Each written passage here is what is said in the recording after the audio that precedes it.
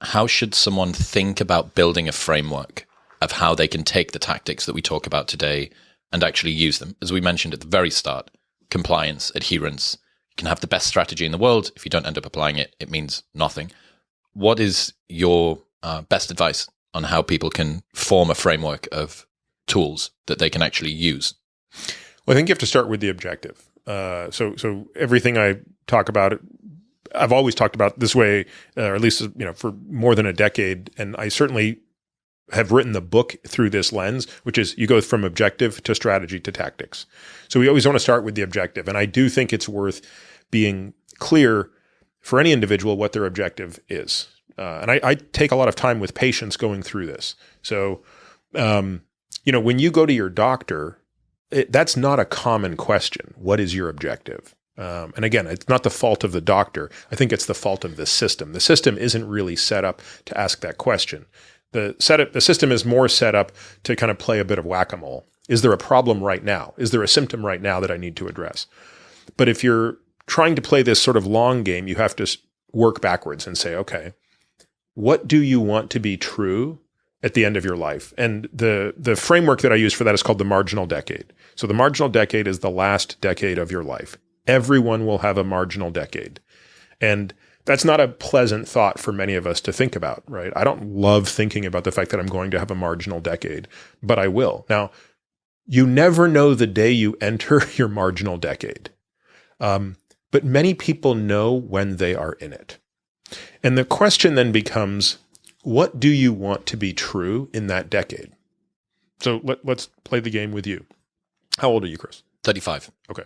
So let's assume that, fate will smile on you and, God forbid, you're not going to have some premature death. You're not going to die in a car accident next week or be stricken with cancer in, 10 years or something like that. So let's just assume your marginal decade is kind of the 9th to 10th decade of your life. What do you want to be true in that decade? I would like to still be able to move without assistance. What kind of moving? I would love to be able to still walk. Okay. I would love to I adore dogs. So being able to take the dog for a walk, being able to throw the ball. How big a dog? Golden Retriever. Okay. Is that a big dog? Yeah. Big for a 90-year-old? Yeah. Okay. That's okay. Okay. Yeah, you can be ambitious here. I am ambitious. Yeah. Big Golden Retriever. Okay. I would. So you want to be able to walk a Golden Retriever? Yep. How far? 30 minutes on a 30 morning. minutes a day? Okay. Yep. Maybe twice a day if I could, at best. Hills or no hills? Not so fussed about hills. Okay. Hills can go. But do want to live in a house that's got a balcony. Okay. So would need to be able to go up and down stairs. Okay. Would love to still be able to pick up grandchildren. I have no idea whether that's realistic at 90 years old, but that would be something I'd love to do. Pick them up from the floor, from a crib? Both. Where? Okay. Would love to have still a good quality of sleep. And would love to be able to have sex at 90. Yep.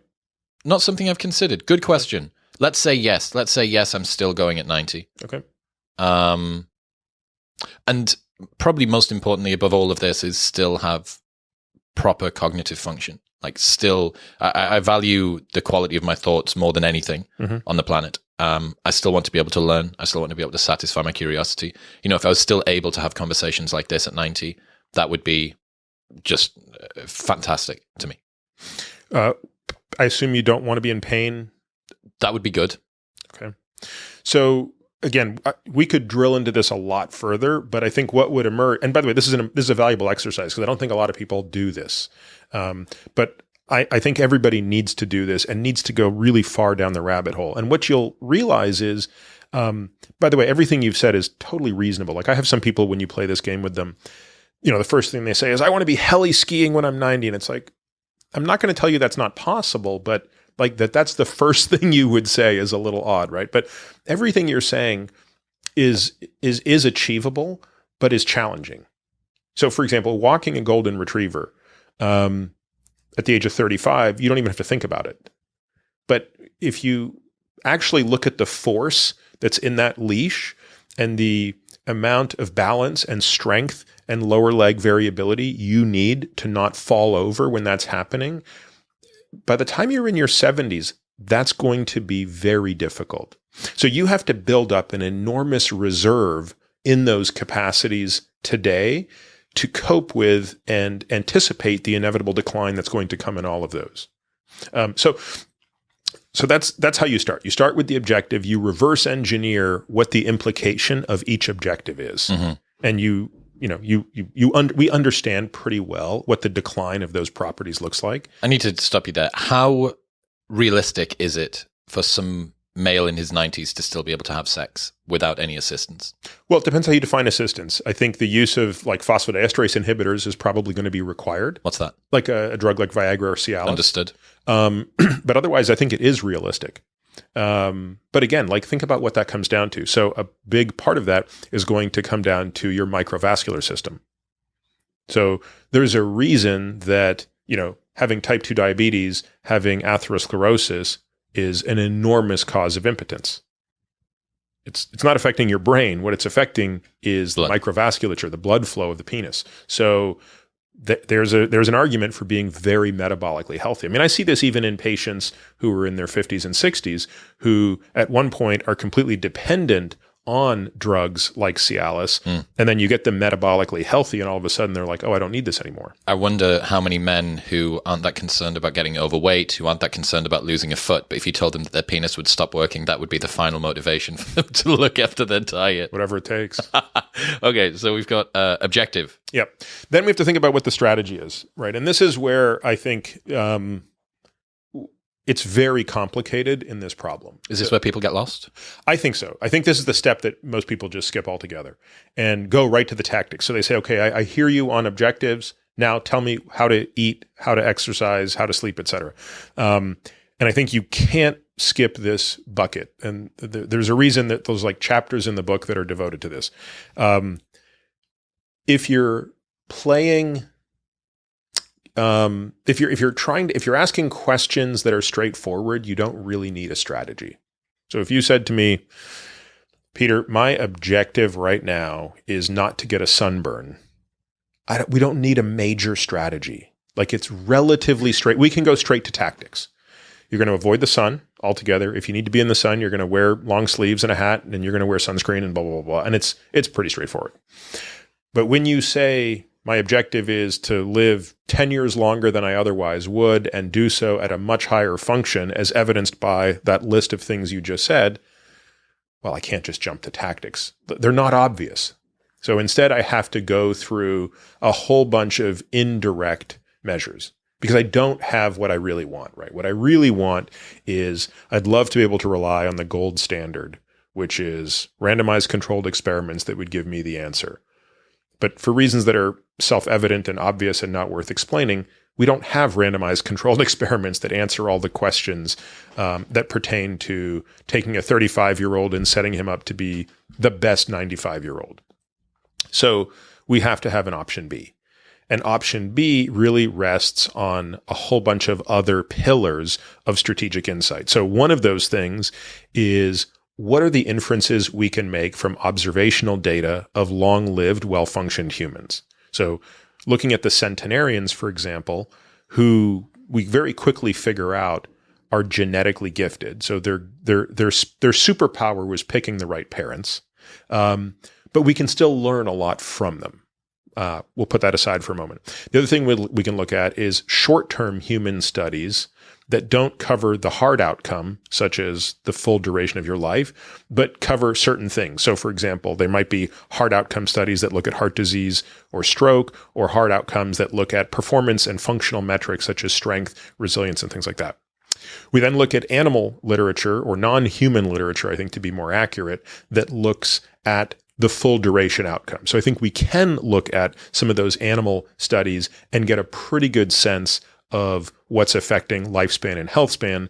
But we have to be careful with it, like we do with everything, in that we want to be very thoughtful that we're not just sort of zeroing in on one model. So this is, again, where we look at things that favor lots of models. So, something that's consistent across mice and worms and flies and dogs is much more interesting than something that is only going to work in one mouse model in one person's lab.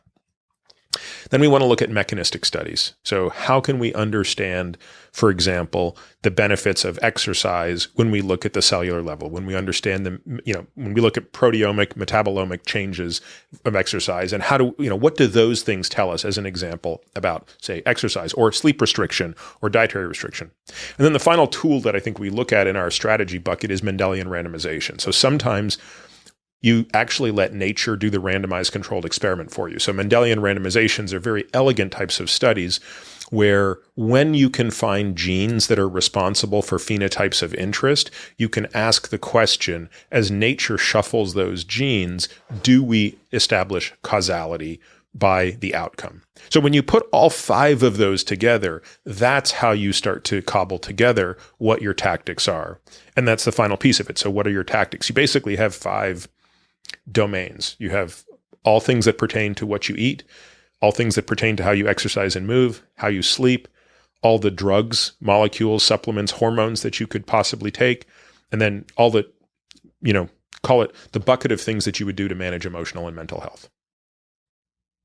When you break it down like that, longevity seems very simple, that you have these 5 key areas that you're focused on. Where are people focusing their attention, in your opinion, when it comes to both health span and lifespan longevity, that have the shortest levers, but people are giving undue attention to? Yeah, that's such a great question. I think what I find funny is that everybody, and I'm not sure. I know I've been guilty of this myself. It's very tempting to just focus on your favorite thing. Like there was a point in time where virtually all of my attention was focused on nutrition. Like I really felt that nutrition was the alpha and the omega of this entire equation. And all you had to do was sort of eat a certain way and everything was going to work itself out.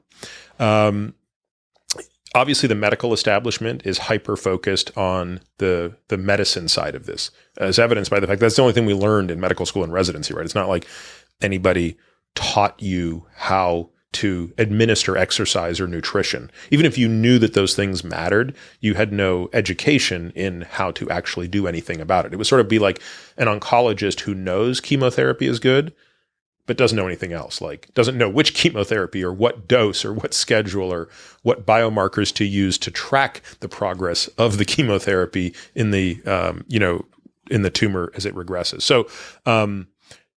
So each entity, I think, just kind of has their own expertise. Every single morning for over 3 years now, I've started my day the exact same way, which is with Element in water. Element contains a science-backed electrolyte ratio of sodium, potassium, and magnesium, and it is the best hydration drink that I've ever found. It tastes fantastic. It's super refreshing. Orange is just the most OP flavor in the world. It's absolutely phenomenal, and it helps to play a critical role in reducing muscle cramps and fatigue. It regulates your appetite, it optimizes brain health, and it helps curb cravings. They're also the exclusive hydration partner to Team USA weightlifting and relied on by tons of Olympic athletes and everyday high performers all around the world. Also, there is a no BS, no questions asked refund policy where you can buy a box completely risk-free, and if you do not like it for any reason, they will give you a refund during an unlimited duration, and you don't even need to return the box. That's how confident they are that you'll love it. Element are giving away a free sample pack of all 8 flavors with your first box if you go to the link in the description box below or drinklmnt.com/MW. That's drinklmnt.com/MW.